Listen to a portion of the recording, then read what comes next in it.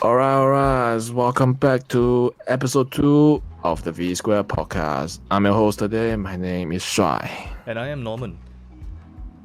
And today we're going to talk a little bit like it's a sidetrack of what our podcast would be. Like our first starting episode, we talk about design educations in Singapore.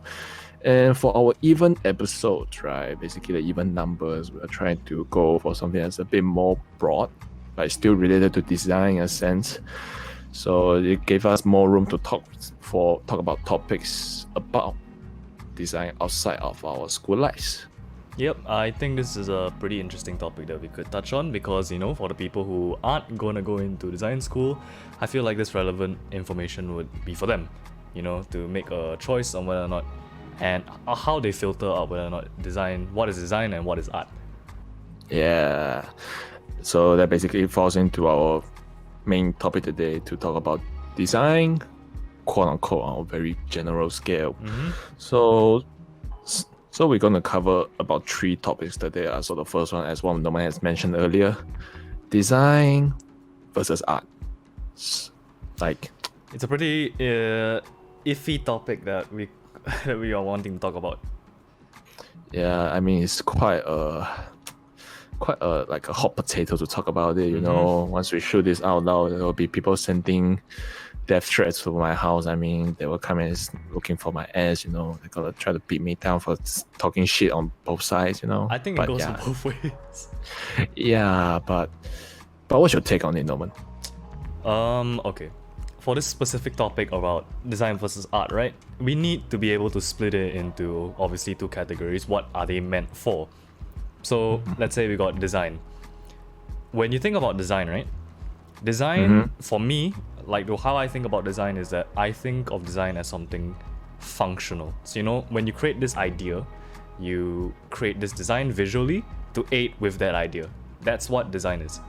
So it's something that you create visually to aid on with an idea that could possibly be used in the real world. Alright. Comparatively to art, art is very subjective, and also in the sense that because it's usually most of the time a self-expression of an artist. So they want to create something visually good looking, and they also want to make sure that it's their work, it's how they do it, it's all about them. So that's the same thing in the sense that art is a form for self-expression, but not to say that design isn't.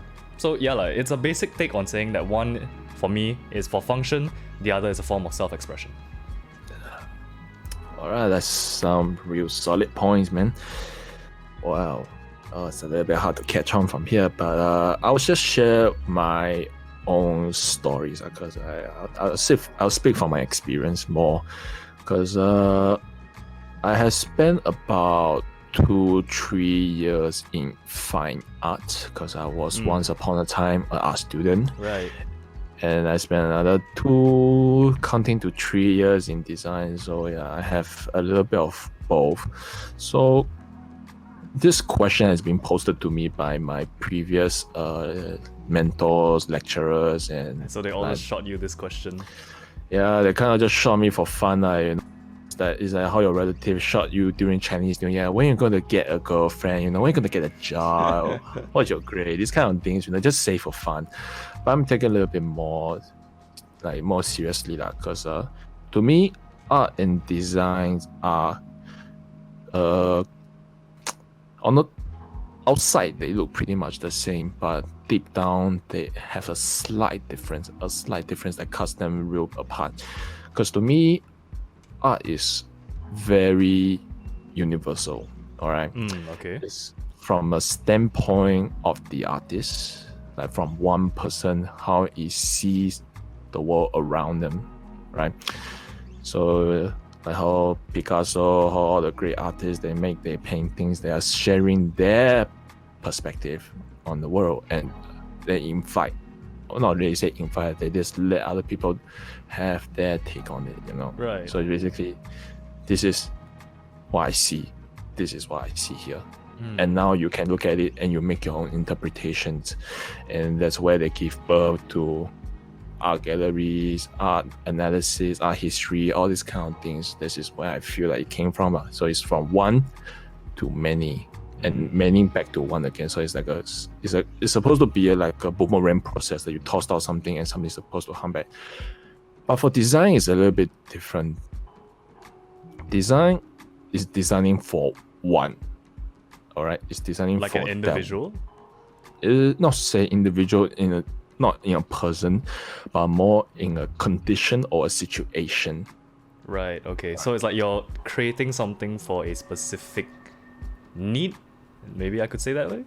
A need, a cause, a purpose, a goal, whichever way you wish to say it. But design is for one. All right. All right. It's for that one thing, because the real thing here is that art, like I said previously, is like a boomerang. It tossed it out and it hits give it to the crowd, give it to the audience, give it to the viewers, and they will have their take on it. But some people can't really take it, like the boomerang. If you throw it too high, some people can't catch it. You throw it too low, some people won't even recognize it was there, So that's the thing about. But design is like a dart, all right? It's shoot to the point. Yeah, it has to precisely. Right, I get what you're saying.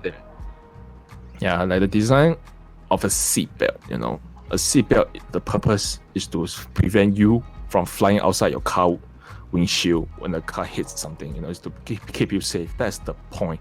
But if you want to make seatbelt into art, you can have all kinds of funky things, like you can have a seatbelt of rubber band, you can have a seatbelt made of candy wrappers, all these kind of things. You can have the form of it, but it does not serve the purpose, It doesn't really serve the purpose. So you're essentially saying that because art, there's just so many ways to interpret something. So that's why it's super subjective for everyone. Then let's say if you take anything that is currently solid, right, and you change it, that becomes art. Anything can be art. Water bottles can be art. Mouses can be art. Even people can make art with anything that's possible. It's really a freedom of expression. Right. But design is here to solve something for that one situation, and that really turns the table around. It's not say that we can visually plan it out, but you can, whoever is listening to this podcast, you can just try to understand this concept of one to all and all for one. I think that's a good way to summarize it, actually, because the idea of it being one for all, that's something that I feel like design actually needs to accomplish. Is to be able to target to a large amount of people to let's say if functionality wise, if they don't understand how your design works, then you're screwed. That means you failed at your design. That's the thing now. Actually, just now you did say design is all for one, but art is one for all. Is that the I think you just don't balik it. Whoops. Okay, I flipped it around. Yeah, I think never mind. But basically, let me recorrect myself. Right. So basically, design, all the things you do is for that one purpose in mind. But art is for you yourself as one to everyone else. Just it's a widespread. So it's kind of like what Norman said previously, that functionalities and stuff, right? Even though nowadays things are getting a little bit more generalized, in a sense, every applications or everything you get is kind of like a super app. One app you can grab, you can get a car, kind of find a taxi, you can get a delivery package. Yeah, there's a lot of functions in that. It's a lot of things really there. I mean, it's in the same sense, you can say a lot of other apps like WeChat, WeChat is like the supernova of apps. They literally have every single service, every single function that you could ask for. You could go grab a spa and you could go order food, and then all of a sudden your taxi driver is here. And you have all your social credit system. You can get loans. You can there's a lot of functions on it. There's a lot of things, but all those functions or whichever features, visual steps, whichever, it all serves just one thing. It's supposed to promote a better lifestyle. So that's where design is. But another thing that really comes in play right nowadays is that people say that since design became a little bit like generalized, becomes very mass market, and since it lacks the taste, that has no characteristics to designs. Like you look at Instagram, you look at Facebook. Right. I'm just leaving examples from UI, okay? I'm thinking from UI. You look at Facebook, you look at Instagram, you look at some other applications, right? Like Google and such. You just look at their designs. It looks plain. I wouldn't say, okay, maybe plain's not the word to use here, but maybe I would pronounce it minimal. Because okay, let's hear your stand on why. Yeah, why do you claim that? Because to me, from a ex-art student's perspective, like I've seen a lot of good works. There's this eras when you have different art style, Renaissance, you have Baroque, you have Rococo, you have Impressionism. Every one of it has that trademark. But it comes down to designs I'm seeing nowadays, right? Everything kind of just tones down and blends it together as a big lump of millennial minimalism. Yeah, millennial minimalism. I can't pronounce it, but yeah. Millennial minimalism. Right, yeah. There we go. That's the term. I heard it from somewhere. I can't really recall where I get it from. But in that sense, alright, I agree with you that visually it's obviously has sunken down to be quite minimal. But in the same sense, I feel they design it that way just because they are able to drive in more traffic for how easy it is to use and also how simple it is. So that's why they have so much numbers on their social media platforms, right? It's just cause that everything is so seamless, so straightforward, you don't actually question the visual aesthetic of it, cause it's not what you plan to see from that specific platform. Platforms like that are meant for social media for people to post in comparison. So it's that's where the visual content comes from, it's the stuff that people post, not them. Yeah, I mean that's true enough. It serves the purpose, but it's just from my own perspective as a young person. Right. Yeah, we're all young people just, here. Yeah, we're young. We're technically very young, but we feel kind of old. So, yeah. So, it's just that it feels very uninspired at times to look at something that's kind of plain visually. I think that's understandable, but I think this is also where you could mention okay, let's say if you do claim that it's lacking visuals, right? Then how could you mix, let's say, an artist's aesthetic or expression, or the way how they do stuff, maybe to make it more design functional wise? How would you blend those two things together? Okay, I've been so-called experimenting this thing personally myself. It's called the artist touch, I call it.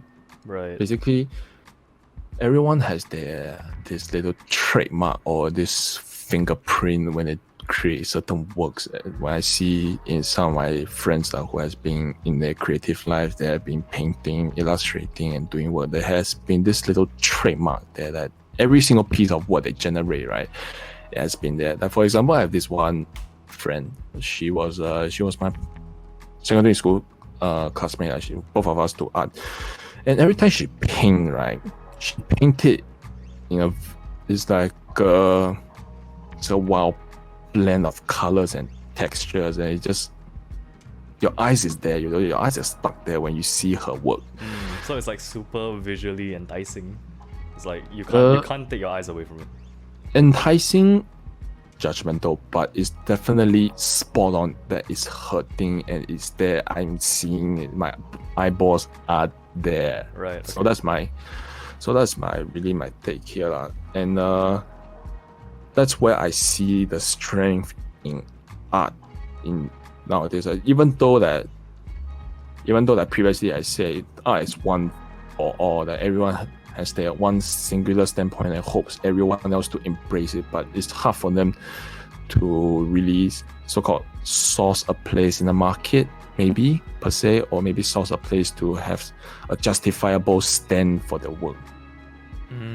That's why I see a little bit of a hard thing to do, because personally, when I used to create my work back in the days as a art student for my art exam, right, I was required, like, okay, this is where the strange thing come in, where I need to create a work with my own expression, but I need to explain it in a layman term, so that the examiners and my teachers can understand what I am doing. I can imagine that being quite difficult.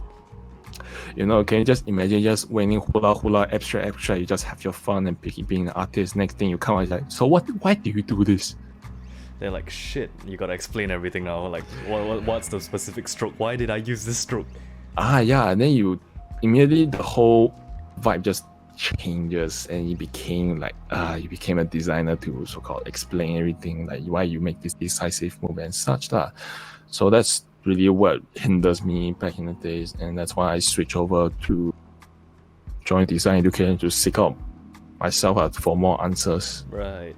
I think that's a good point that you actually brought up in one of the previous statements. This is where, like, after a certain amount of period in art, right, you realize that you gotta explain, like, your artwork, you know, in the same sense that becomes similar to design, where you gotta explain, like, why you make these certain type of choices. So I feel like there's a very fine gray line that you can't cross, because both are very similar, but they accomplish different things.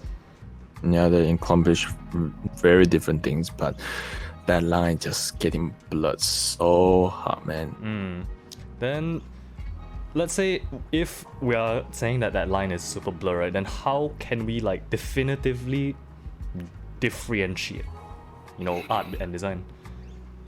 How do we differentiate art and design? Like, maybe, like, okay, what's the way to phrase this? At one go, maybe with a single glance, you're able to tell that is art and that is design. Do you think that's ever possible? Wow. At one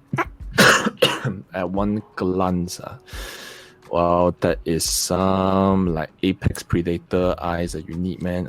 I can't really do that, man. Right. I don't think many people can either.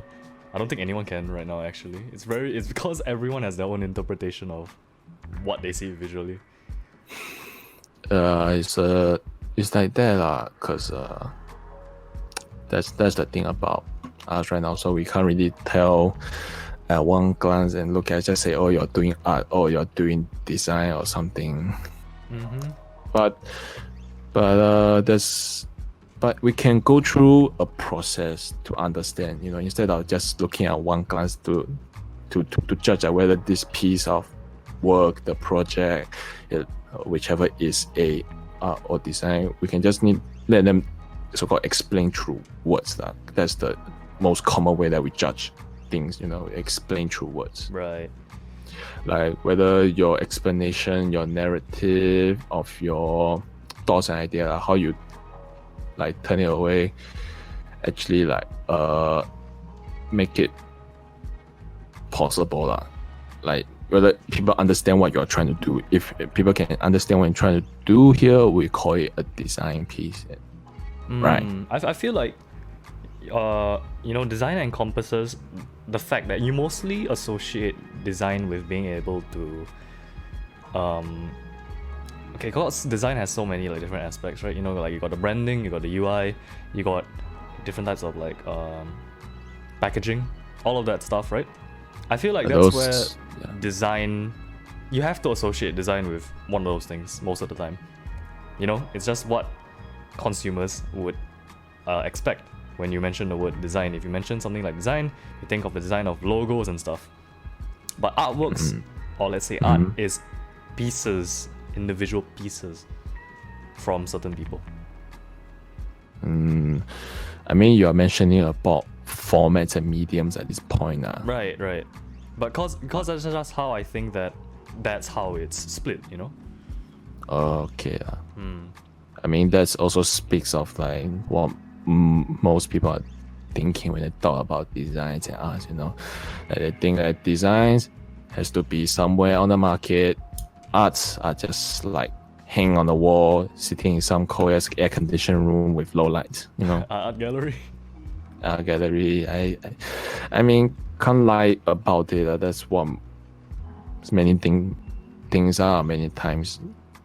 But let's just say that in terms of format and medium wise, right, we can breach a boundary. Like nothing is really definite about how you present your design or how you present your art. Things can go in various ways, So it can cross.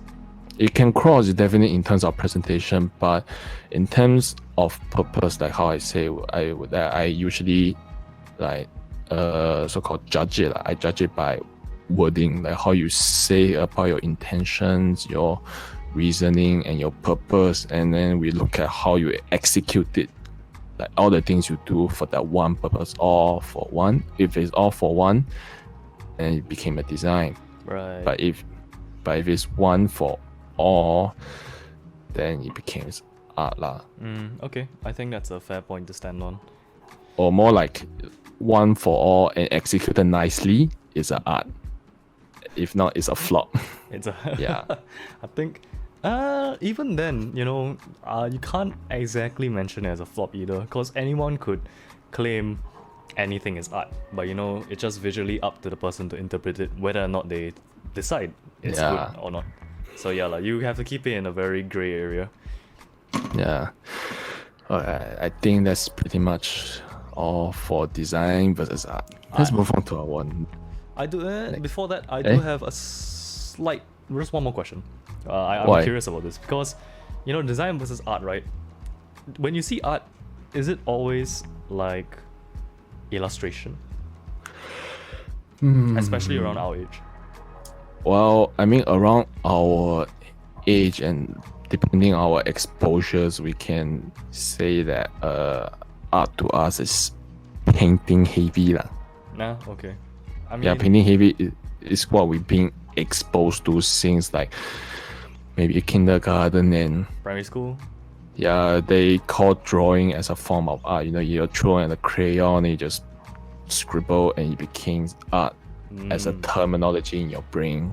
Right. So that's an understandable reason why I might think like, because for me personally, I see lots of different types of like we got artists who are illustrators, so they draw lots of different types of portraits, character portraits and all that stuff, and I say like, wow, cool, that's some cool character art. And I'm just like, that type of format of creating characters, faces, and different types of paintings, mostly with like different objects and stuff, that's what has been associated to me as art, and I won't be able to grasp that concept anywhere else. Like, let's say if there's some type of like architectural structure, or I'd say some chair that has been made into something weird, I might not get the idea that it's art. I might just think that's kind of weird. Alright. Right, that's just my opinion on it. Yeah, I mean, because it's breaking the norm. Human beings are not really so-called well equipped for accepting changes that has been like the norm throughout their young age. It's quite a stubborn thing that most people will have. I also have it, but the difference here maybe for us as creatives that's still in the training and in the making right now is for us to recognize the fact that we are stubborn. I agree with that. And we are going to slowly And accept change, slowly and steadily accept slowly but surely we're going to accept the changes, and we will make our own decisions afterwards. change. Yep, I think that's an important point to highlight, because everyone needs to accept change slowly to develop themselves.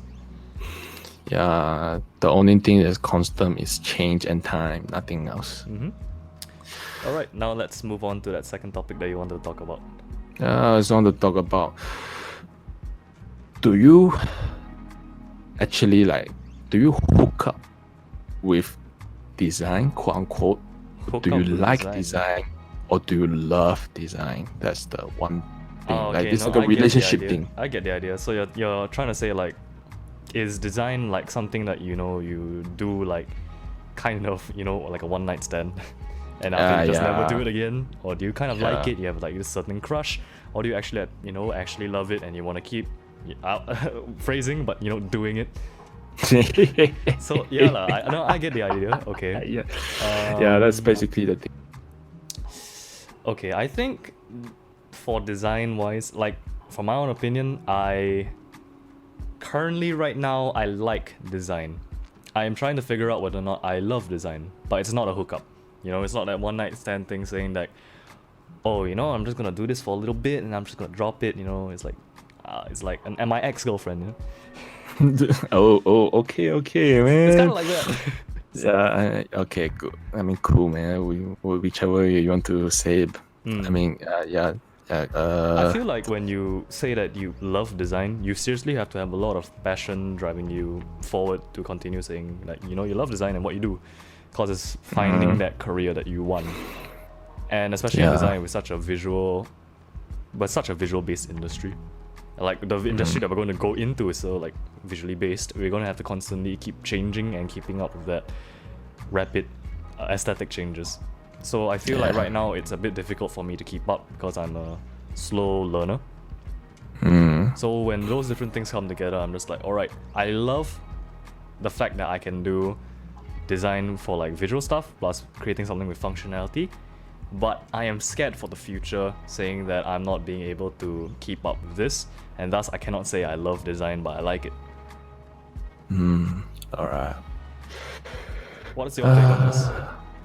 I mean, to those who are listening to this podcast, I mean, if anyone is listening to this point, I can tell you this way that how to say that whether you're hooked up with design, right? Right.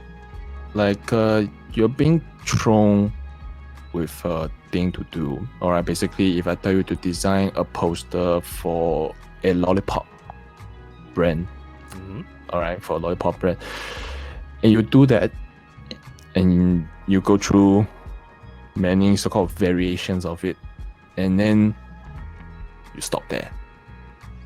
And then you're happy with it, and then you move on with other things in life. Okay. So I can't. So that's a hookup, all right. And you never thought about it, and then nothing is buzzing behind the back of your head. You just did a poster and you move on. So you're saying, like, in the sense that a design hookup is something that you just kind of do as a side project, and you just leave it as a project and never touch it ever again. Kind of, yeah, kind of, kind of like that. That's what I see hookup. Right. And how do you say that whether you like a project, like you like design, all right? Like same thing, same situation. I give you a poster. You need to design a poster for a lollipop brand, right? And you started to look at things that's a little bit broader than poster. It's just like different mediums. Poster, yes, like poster. Like where is this poster gonna be? You know, where is it gonna be placed? How many people are gonna see it? At what time? You mean? At what time? Right. What format? What size? Who is gonna see? What texture can people driving by see it? Yeah, like can people drive by seeing it? Is it gonna be on a bus? Is it gonna be here and there? And you started to explore more and more possibilities of that poster, and then you create a lot of things. And that, therefore, if you're in that stage of mind or like in that point, I would say that you like to design. I think that's a fair point to say, because when you're starting to think about lots of how it's going to be placed in real world context, or how certain designs are going to be used for, let's say, a certain brand company, or let's say like an app function, or when these people, you're going to have to do lots of different types of research to back up why you're going to be creating it this certain way. Yeah. So you're going to have to be figuring out lots of things on when your design is going to work the best. Yeah. And where it's going to work the best. Yeah, when you have the self-initiative to explore further, congratulations, you like design. I agree. Yeah. Now we move on to the highest level. How do you know that whether you love design? All right, I think I'll let you speak about this one first, because I feel like you love design. I would say You'll love say design. you love design. I say I love design. Right. Yes, But- and that's why I'm here trying to do a podcast about it. But okay. Yeah. Why? Okay. You know what? So same situation, right? When you were given a poster to do Design a lollipop brand? like design a poster for a lollipop brand, instead of doing the poster in the first place, you started asking, why the fuck do you even need a poster in the first place? All right, you started asking more backwards, like. You take a step backwards and it's reevaluated. Yeah, it's like asking. So instead of like looking at chicken, you ask where the chicken come from. You know, Mm. started. So that's the kind of mentality that's there, lah. I And think, right, excuse keep me. going. Okay, from that point onwards, right, things get very different already. Once you started asking why you need to have a poster for the lollipop brand, and you discover the source, like, oh, we are here to like sort of promote our new lollipop flavor, right? And we need publicity and stuff. And then you think about it, is poster really a good format, right? Like, can we explore more other than just a poster? Your Can it question is be like if more- it's the most effective. Yeah, can it be a voice ad? Can it be like an Instagram story? Can it be something that's moving? Can it be something that's not really say visual? Can something more strategic? Can it be like a public test, like a testing thing that you have a booth set up along the streets where people give out free samples to talk about it? Can it be a social movement when people start taking a lollipop, hashtag themselves on Instagram, you know, become something a bit happier? I think at this stage of whether or not you figure out you love design, right? You're really starting to question like, how could I impact a huge audience?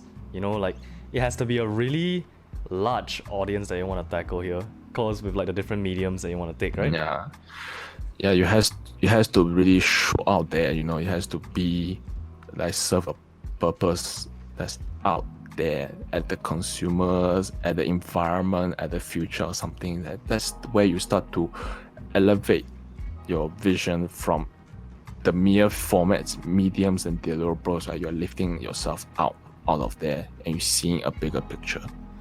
I think it's a really good way to like frame this idea, right? It's like kind of whenever you get a school project, even when like for us, whenever we're in school, right?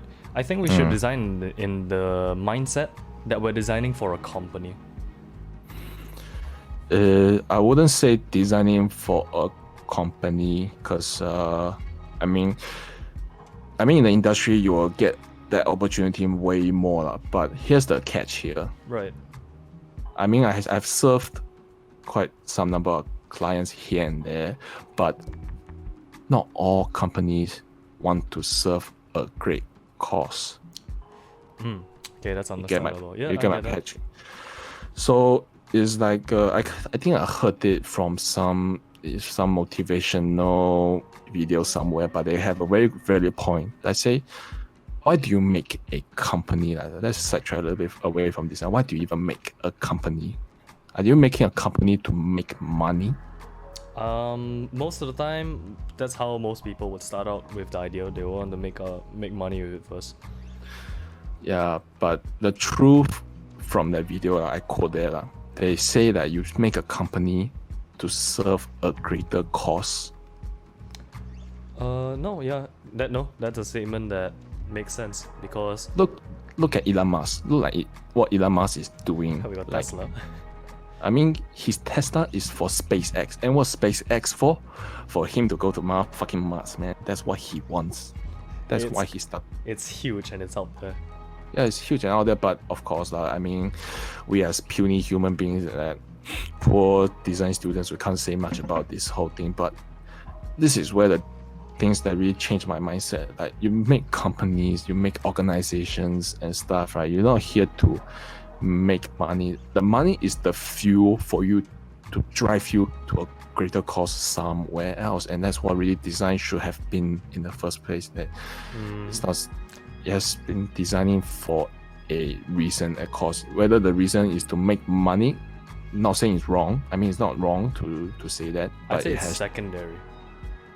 Yeah, it should be your secondary. There's a bigger thing that you should do out there. You know?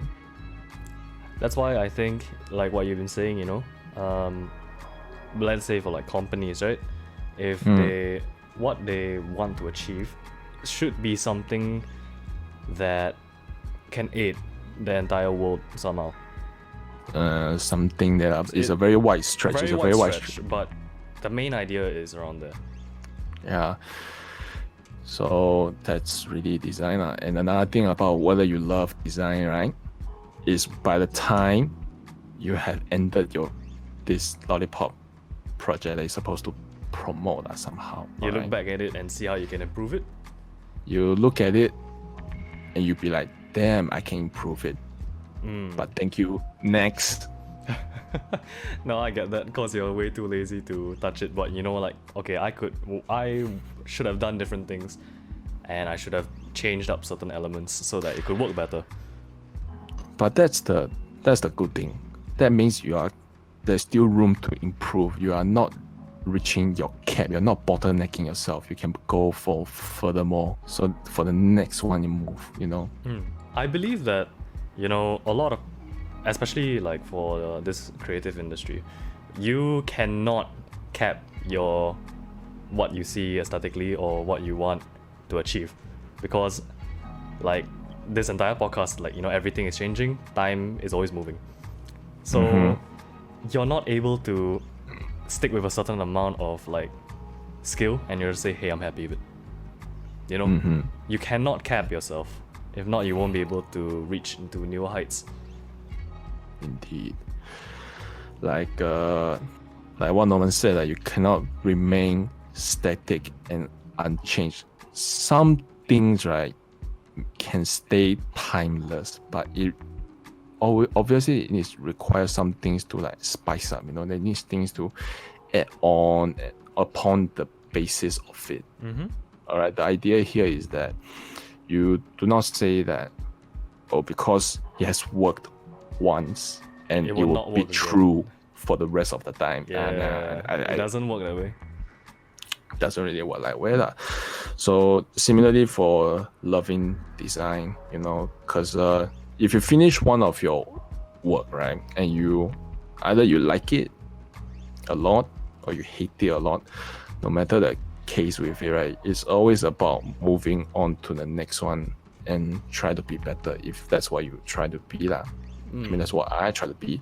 So if you can repeat this process one after another and stay constant in this turmoil lifestyle, whichever way you want to say it, then congratulations, you love design. I think I just got one more point to add on. If like you really love design a lot, is that if you're going, it's just good advice in general. You take all the previous past projects and you keep looking at how you can improve them, right? You're gonna have to know, with each project that you do, it's gonna be better than the last. Yes, so it will be that. As long as you keep doing that, you will improve. Yeah. Improvement may not be seen from your own eyes, but other people can see it. So if you need reassurance, make sure that you go and inquire close friends. If you really need that extra positivity juice in yourself, go and talk to people. But if you don't really need them, you think you can tank it by yourself, fuck them. Up to you. Just joking. Yeah, but anything is quite possible in this era. And we're still trying out things here and there, but we're trying to figure out. Well, I'm trying to figure out when I love design. Joel has figured out he loves design, so yeah. I mean, I'll just claim that statement. It's almost like a marriage thing, you just buried it with yes, I do, and you move on with it. It's not even it's a question that you should ask yourself maybe once every few years to make sure that you know what you're getting yourself into. Yeah, I mean, in that case, I may just say that just brings me to my so-called design lifestyle I've been adopting for like a year or two, and also my take on New Year resolutions. Okay. I want to talk a little bit about it. And that actually links to the third topic. Are you suited to have design as a lifestyle or like as a profession as such? So, because our poly years, we start our school around April, right? So it's like close to mid of the year. Mm-hmm. So unlike back in secondary schools when January you start school, December you end school, that's 1 school year and 1 year, just nice. Nowadays when things get a little bit more murky, the sense of time is gone, you know. I don't count by years, often I count by weeks and months instead. So that means you're just trying to tell me that you look at different, like just looking at like a period, you know? Yeah, it's just looking at a period instead of like a big year, you know. New year, new is a new. Don't really so-called believe that, you know, there's no such thing as like, say, I went into this period of time, then I start doing this. So many things you gotta do, man. Like this year I'm going to do my portfolio as a designer. I'm going to get a new job. I'm going to do this project, that project, as I think But- it's quite ambitious. It is, and that's what I see around my own peers. I wouldn't call them friends, I'll call them peers. Yeah, I see around them, then they do these kind of things, and I'm like, damn, like, please don't. It takes me off, you know. Half of you not even going to survive the first 2 weeks, and now half of you just finish a New Year resolution post, goes back to sleep. Next day you wake up being the same old you. So, are you okay? Maybe you're trying to claim that, you know, certain people maybe are lazier than other people. Yeah, I mean, They don't strive for, I guess, you know, to get themselves out of that situation because they feel very comfortable in it. yeah, comfortable in it. That's the thing. Like, it gets too comfy, you will just stop. Naturally, you would just want to stop. I think, but in that same situation, you know, cause like let's say for your lifestyle, right? Cause you said that you've gone through like a lot with design, so that means you have gotten comfortable with that process of getting roasted for all of your designs if they're bad. I mean, that's like a small portion of it. In the future episode, talk a little bit more about receiving criticism as a design student in schools. Oh, I can't wait for that. Oh yeah, but it's more like on the, like I would say in this way that I have adopted these 3 aspects quite a huge part of my life right now. Like, it's observing, analyzing, and output. These 3 different stages. So what basically is that I tend to observe a little bit more. I see things around me, I hear things around me, I started reading more news, like a heck a lot more news, and expose myself to a lot more different works, artworks, design works, music pieces, movie pieces, and So you've just been taking lots of different types of like maybe the word is to use like inspiration. inspirations, informations, you can call it that way. Right. That's the thing. And another thing is a lot of analyzing and thinking and trying to influence things here and there. Like if I see a piece of news, you know, like, okay, for the past few days the oil price has been dropping, then my thing is that, okay, so how it's going to change my life, in a sense that I'm trying to slowly interpret that, even though it's a huge thing in terms of economics, you know, it's a big thing. It's not really a design Focus but thing, but you are trying to learn how it works. try to understand how it might work. And also another thing, okay, let's talk about a bit more design related. If I see a post or some other people's work on Behance, Instagram, Dribbles, I'll just look at it like, damn, that looks good. And what are the visual elements they use? How did they make it happen? You know, like So it's like posts and stuff. you kind of, okay, let's say we take the idea of a post, right? You know, let's say you see a certain artwork or art style that you like to do.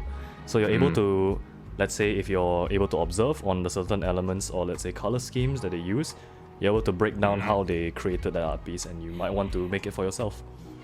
Yes, that's what basically comes to output stage when I make decisions or I make different artworks that I make my own personal experimental projects whenever I get to have the time and I have the chance.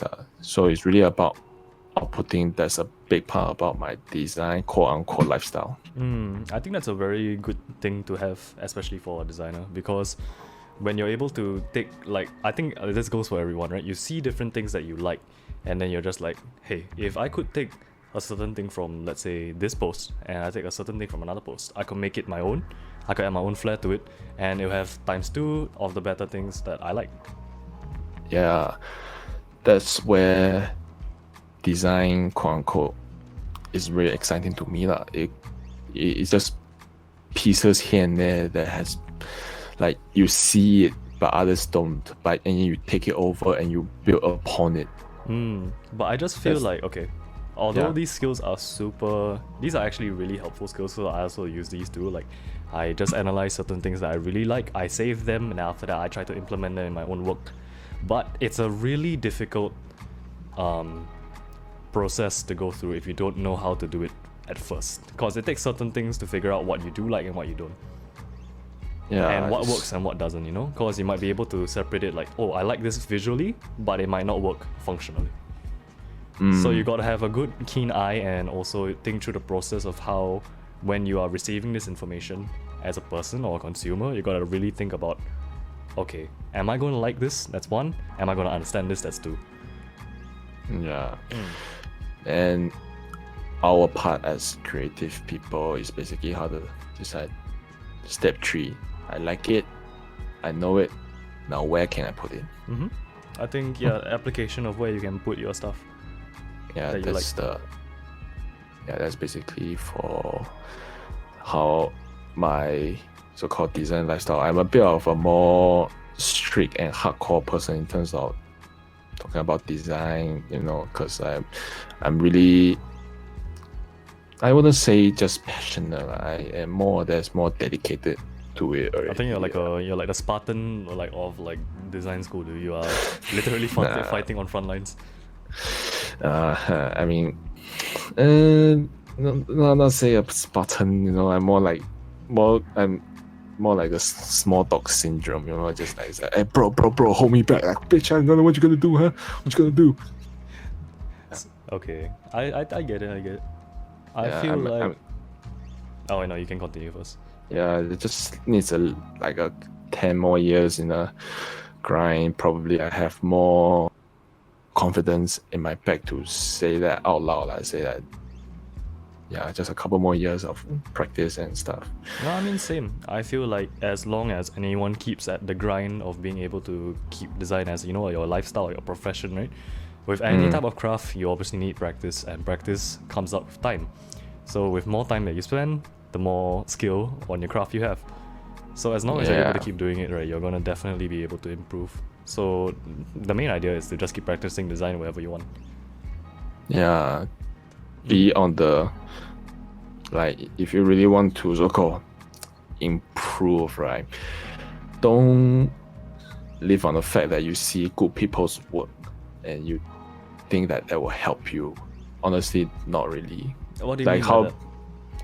like some people have the impression that if you keep absorbing information, right, that you see good people's work, you look at great art pieces, you look at theory books and such, that will help you. I mean, yes, you will, but there's only like 10-20%, depends on what you see, but more on the fact is about the output stage. Like back in secondary school, right, like how my parents used to scold me, like, because I just keep looking at math and science textbook and just looking at, okay, this is the theory, this is the definition, this is the formula, and then like, okay, I remember it all in my head. But you Once never I hit used the it- paper, you never use it in execution, right? That's why. yeah, you never really use it in execution paper. Once you hit the table, right, you see the actual exam paper, you're like, oh my god, what the hell is this, man? What the fuck is this? Yeah, honestly. So I like this theory somehow somewhere applies to design in the same sense that, like, you can look at a million Pinterest boards, you can look at a million Behance projects, but if you don't go out there and put yourself through the process of creating with everything that you have in mind, you may not achieve it properly. Or you can, even if you don't achieve it, right, like there's certain effects like the motion of the moving types, the colors of the photography, the 3D rendering, the product design and stuff.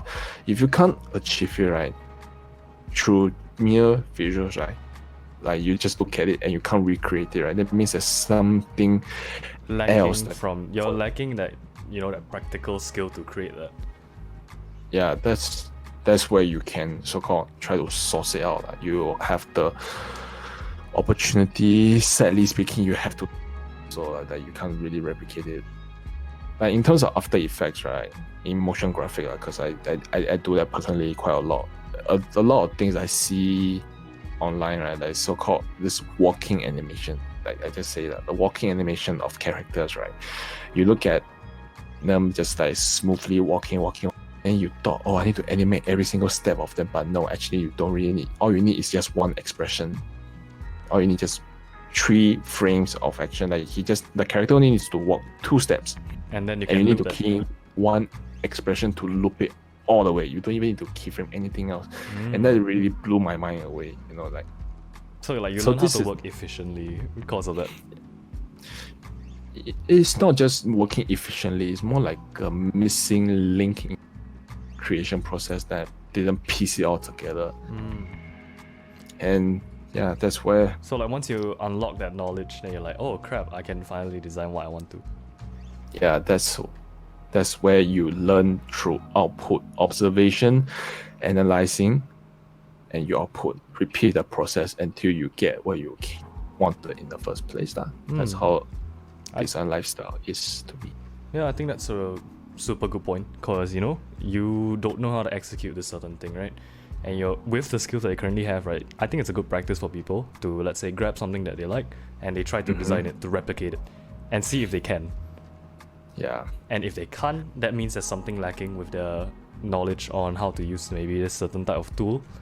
And afterwards, they can go learn how to use a certain type of tool and they can practice it until they can get that effect. yeah, and from there, whether you can so-called explore the other possibility of the same method, right, is really to see that whether you like to design or you love to design these kind of things already. If you don't So like it's that like- learning process of those applications and the way to create certain things, I think you like design. Yeah, you like go hook up with it at most, because I mean it's like love. You love every single aspect of that one person. You're going through thick and thin until 'cause death part us apart. Design is so many stages, It's the definition from starting off your ideation. You gotta create this certain idea, and after you go through the execution of it, and after your presentation of it. Like that's just like a very simplified progression, but you got to love every single stage of what you're doing. Yep, that's the everything. So yeah, that's pretty much from me about design. Is there anything you want to put forth about? Not really. I think we are running out of time, but I just would say quickly that if you want to figure out that design is like for you, like if you can treat it as your lifestyle or profession, just understand that just keep trying to do it, and Yeah. eventually after a certain period of time you'll realize this is clicking with you or it's not. With any type of Yeah. hobby, with any type of job, you will figure it out. So Yeah, even if you take your enjoy it, first step. at least try to take your first step to in the design industry, and then figure Yeah. out whether or not, okay, this is for me, or nah, I don't want to do this anymore. Yeah, I suppose whoever is listening to this point of our podcast are people around our own age lah. So 20s, early 20s, early teens or such. Just go out there and do it. Just try Just- it. Don't be just try. that lazy guy just sitting down on your ass. Like if you really got a certain passion for it, right, just why not? It doesn't even have to be design. It could be anything else. Yeah, it can be anything else. Just go out there and do it. But yeah, this is mostly for if you can get that design as your lifestyle. So you got to be really, with any craft, you got to be dedicated to it, and that is also goes for design. Yeah, passion gets you started. Dedication gets you the long way. I agree. Yeah, okay, that's mostly what I have to say for it. All right, thank you very much for whoever has been listening to this point of Yeah, man, it's podcast. super late. Like we are at 55 minutes in right now. Yeah, we're gonna wrap it up real quick. I'm your host. This is Strike signing off. And this is Norman signing off. Goodbye. See you next time.